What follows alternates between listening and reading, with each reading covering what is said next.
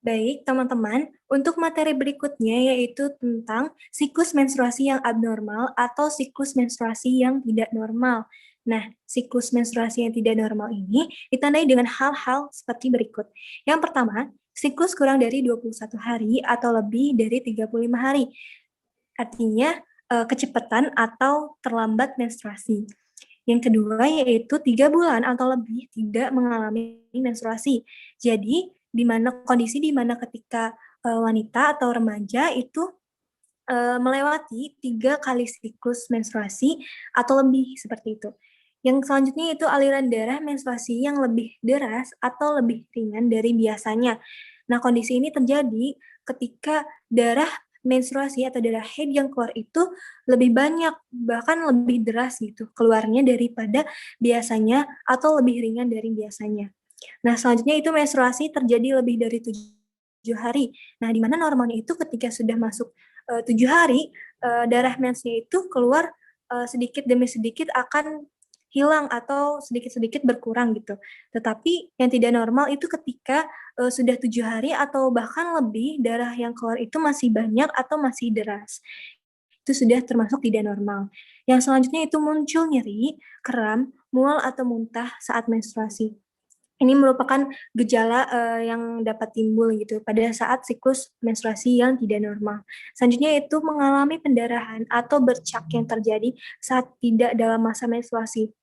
Nah, kondisi ini terjadi di mana ketika teman-teman ini belum waktunya menstruasi, atau belum pada siklus menstruasi, tapi sudah mengalami pendarahan gitu, ada muncul darah dan juga atau bercak, di waktu yang tidak dalam masa menstruasi, seperti itu. Untuk selanjutnya, nah, gimana nih kalau kalian atau teman-teman itu telat menstruasi?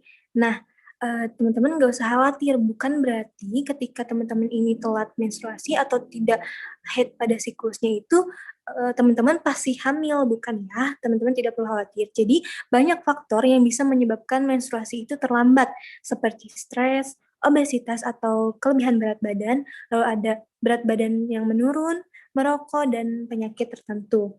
Nah, teman-teman tidak perlu takut untuk konsultasikan ke dokter apabila, telat menstruasi yang teman-teman alami atau teman-teman rasakan ini sudah, dirasakan sejak lama gitu, agar penyebabnya dapat ditangani atau diketahui, dengan cepat dan dapat cepat, diatasi juga.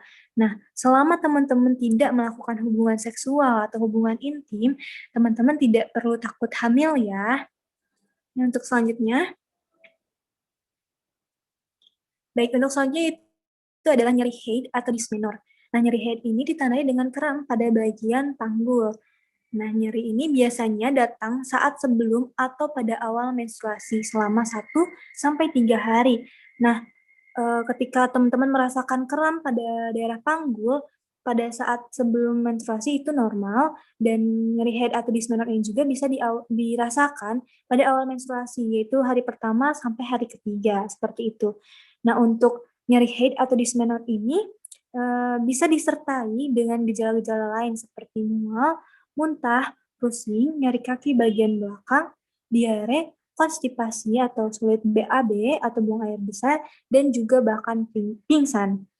Dan selanjutnya, dysmenor juga disebabkan oleh kontraksi pada rahim.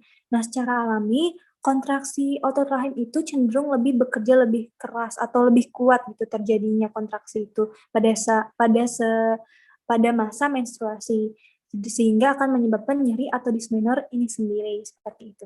Nah, bagaimana sih cara menangani nyeri haid atau dysmenor ini? Nah, materi tersebut akan disampaikan atau dipaparkan pada video berikutnya.